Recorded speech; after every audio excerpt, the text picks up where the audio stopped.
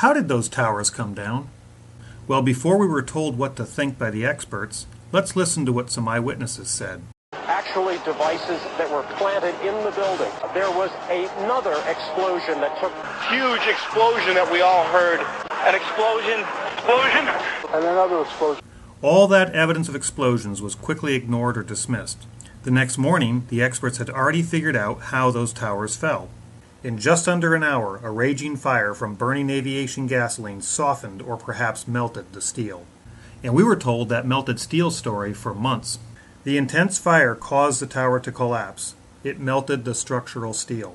What the firemen might not have realized is the gushing jet fuel was melting the steel. Steel melts, and 24,000 gallons of aviation fluid melted the steel. As the steel began to soften and melt, the interior core columns began to give. Indeed, there was plenty of evidence of melted steel, including this, and this, molten spheres of iron, steel like Swiss cheese, and of course this. But over time, this melted steel story changed. Even today, the media report and many scientists believe that the steel melted. This is not true. And NIST said that the molten steel was irrelevant to the investigation of the collapse, since it does not provide conclusive information on the condition of the steel when the towers were standing. John Gross of NIST, who was at the yard observing plenty of evidence, denied its very existence. First of all, let's go back to your basic premise that there was a pool of molten steel.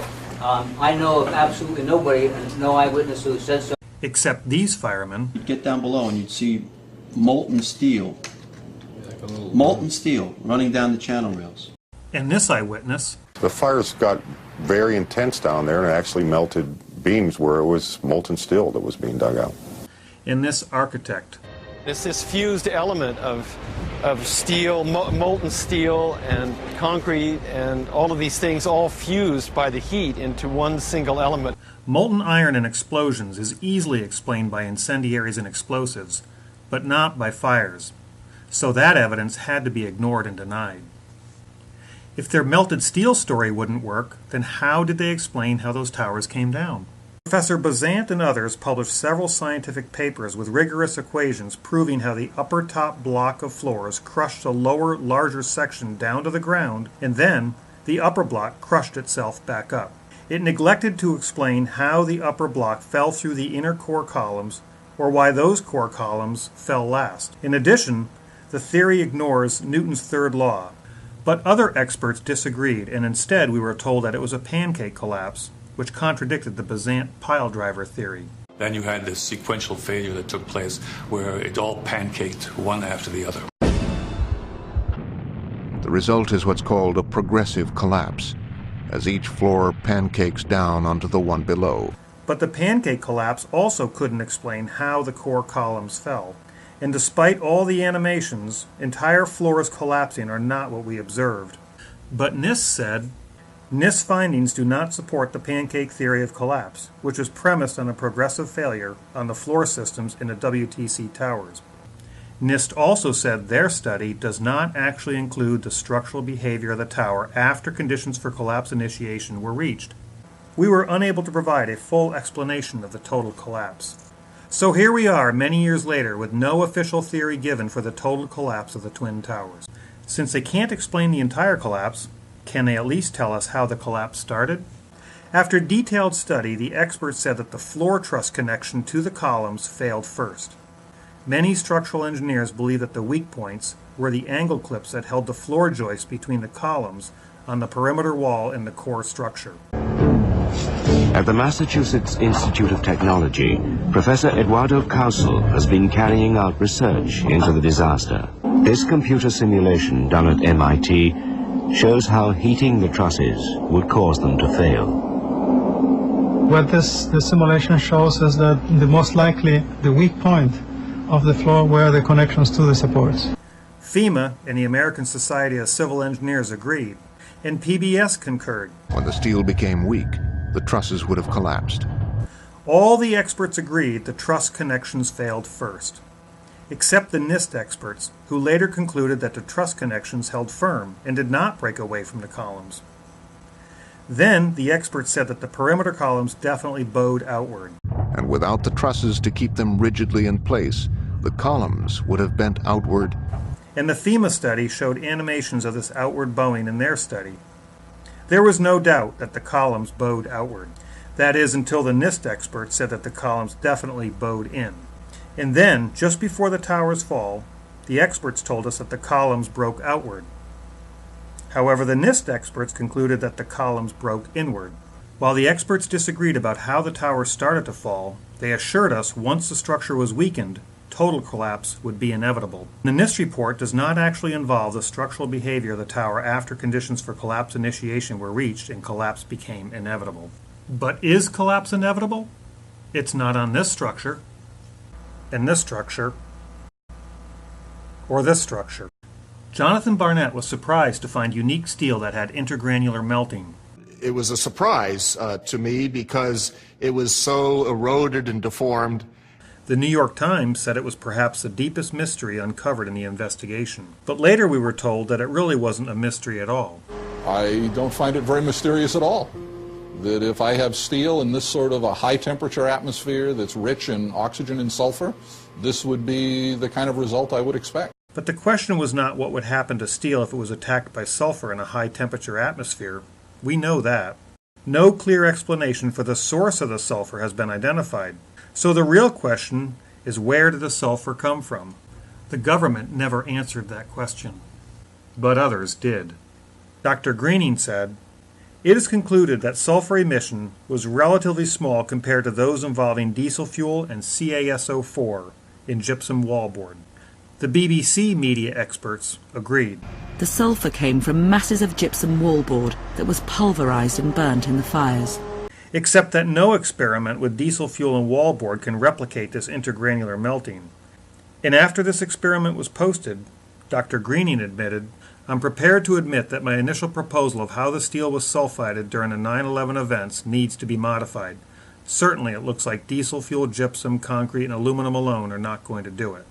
Yet even after this experiment and admission by Dr. Greening, the debunking experts still claim that this occurred because the sulfur release from burned drywall corroded in the steel as it stewed in the pile for weeks. What about Building 7 that looked exactly like a controlled demolition? NIST struggled with this for years, saying, "But truthfully, I really don't know. We've had trouble getting a handle on Building Number 7. Eventually, we were told that it was the world's first office fire that caused an extraordinary event. Earlier, we were told by the experts at Popular Mechanics that the diesel tanks were the problem. Our current working hypothesis is that this pressurized line was supplying fuel to the fire for a long period of time." The History Channel agreed. The fires were fed by a line supplying diesel fuel to the floor where the fire was most intense. Even though NIST said the collapse was also not due to the fuel oil fires, diesel fuel oil, substantial amounts of diesel fuel that were in the building. NIST said that normal office fires caused a beam to expand, pushing it off its support. In World Trade Center 7, near a specific column involved in the collapse, column 79. Controlled demolition was dismissed. We did not find any evidence that explosives were used in the collapse of Building 7. Since they didn't hear the sound from 9 pounds of conventional RDX to blast out column 79. This size blast would have produced an incredibly loud sound that was not recorded on videos of the collapse nor reported by witnesses. Even though he heard explosions while inside, Big explosion. And they heard it. But because NIST never heard anything, they didn't bother to look for explosive residue as recommended, or consider that instead of conventional RDX that makes lots of noise, maybe some high-tech quieter explosives could have been used, like patented thermitic devices that can be employed to demolish a concrete structure at high efficiency while preventing a secondary problem due to noise, flying dust, and chips and the like, or can focus energy by means of a torch-like ejection of hot reaction products and is extremely ignitable, or could be useful for cutting materials including metals, masonry, reinforced concrete, rock, and the like, or consider the wonders of modern explosives as described in the Nanoscale Chemistry Yields Better Explosives article by Lawrence Livermore Labs, or the fact that active nanothermite was found in the dust, and carbon nanotubes, a byproduct of nanothermite, has been found in the first responders' lungs. Or maybe they should have explained what we see happening in this window, which looks more like this than an ordinary fire. At first they told us that Building 7 fell approximately 40% longer than the computed freefall time and was consistent with physical principles. And you had a sequence of structural failure that had to take place. Everything was not instantaneous. But when challenged, NIST finally admitted a freefall descent over approximately 8 stories at gravitational acceleration. Since freefall is impossible with a sequence of failures, NIST quietly removed all references to their model being consistent with physical principles in their final report, meaning the official explanation relies on miracles. So although NIST had trouble getting a handle on building number 7, after many years and a few miracles, they said the obvious stares you in the face. As more independent scientists pointed out that iron microspheres in molten steel could easily be explained by thermitic material, the National Geographic experts tried to explain that thermitic material could not have been used because it won't even cut or melt a steel column. Despite 175 pounds of thermite packed around the steel column, it remained undamaged. Except experiment with basic thermate in crude holders proved it could.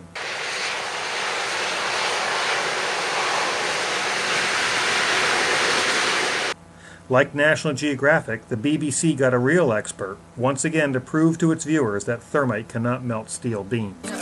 So I found them a real boffin, a thermite expert from the University of California. Just be prepared to put a safe distance between you and the reaction. Oh my God! Unfortunately for them, it's clear that 3 kilos of thermite has barely affected the steel beam at all. Unfortunately for the BBC,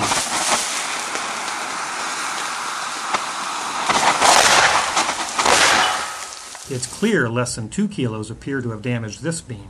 And even though the debunking experts said, thermite is simply not practical for carrying out a controlled demolition, and there is no documentation of it ever having been used for this purpose. But in 1935 it was used to take down a 3 million pound tower taller than World Trade Center 7, with 1,500 pounds of thermite on the outside of the steel columns. Why couldn't thermite also work if it was placed on the inside of steel box columns? In 2011, an entire new theory was developed to help explain all the eyewitness evidence of explosions that NIST never heard. I believe it's overwhelmingly probable that the theories regarding the cause of the collapse at WTC-1 and WTC-2 are wrong. The disintegrated aircraft probably came to a stop near the center of the buildings, even though the jets were totally shredded in order to knock all the insulation off, according to the NIST fire theory. And we know parts blasted through the tower and fell on the streets below. This new theory says that the aircraft hulls rather than the buildings absorb most of the heat from the burning aviation fuel, even though NIST and most others said the aviation fuel burned off in the first few minutes. And the core of his theory is that the molten aluminum then found its way downwards within the buildings through staircases and gaps in the floor. Fortunately, the firemen that rushed up while thousands ran down those staircases somehow managed to avoid the molten aluminum. And after an hour or so, the flowing aluminum underwent a chemical reaction with water from the sprinklers in the floor below. I regard it as extremely likely that it was these explosions that made the skyscrapers collapse. Except the NIST experts said there was no evidence of any blast or explosions in the region below the impact and fire floors. But other establishment experts appear to be having some difficulty with this latest theory. In Professor Bazant's opinion, all factors relating to the collapse have been accounted for, and he thinks the official explanation suffices. Besides, he said, I've explained it in 6 papers in leading journals. And Thomas Eager of MIT said, I do not see any merit to this new, more complex explanation. He pointed out that Occam's razor said that the simplest explanation is usually the best.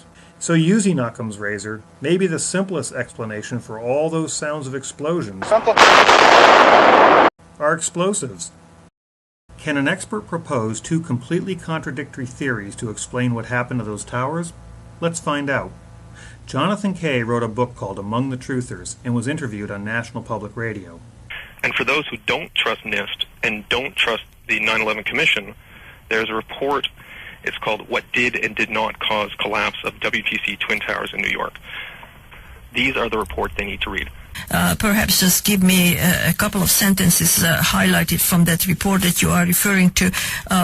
What is the explanation for the collapse in that fashion?